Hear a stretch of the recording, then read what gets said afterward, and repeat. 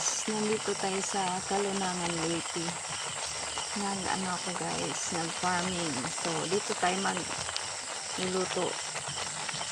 Kahoy ang ginagamit ko guys. May kuryente naman pero ayoko ng kuryente kasi sayang yung kahoy hindi nagagamit. Mga coconut. Alam mo yung tawag dyan sa Bisaya ay kalwa. So, guys, itong sinain natin ay corn at saka ubi. So, tingnan nyo sa vlog doon sa may planting time. Meron akong nakuhang ubi doon. Kulay puti. Mga worth 4 kilos. Yan. Yan guys, ang ubi. Sarap. Malabo siya, malabo. Kasi harvest time ngayon eh. Harvest time ngayon hanggang April. Pagpasok ng Mayo, medyo hindi na ganyan kaganda ang ubi. Matubig na. Ayan o, ang ganda guys. Kita niyo. Ang ganda. So, sana magsaing din kayo ng ganito guys.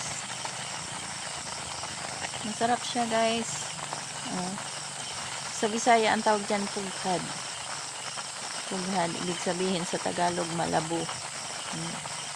Yan ang magandang gawing ubi halaya. Pero hindi ako nag-ubi halaya ng puti guys. Kasi magagamit ka ng maraming coloring. Tingnan natin doon sa mga tanim ko na kulay violet na ubi kung may laman na. Kasi ito tinanim ko ano lang siya eh. Noong July 15, 2024. So, baka may laman na rin yun sa baba kung hindi siya ninakaw guys kasi may katabing bahay doon. So pumapasok yan sila doon sa ano, sa bakod kasi ano lang, barbed wire lang pwedeng pasukin. Nangungayan sila doon ng limas or ang tawag doon sa iba ay kulo. Yan guys, napakaganda. Ito talaga ang magandang gawing ubi halaya. Para siyang igyok. Ang ganda. Parang igyok ang dating. Guys. Ang sarap niyan. So, takpan na natin para maluto na ang sinaing.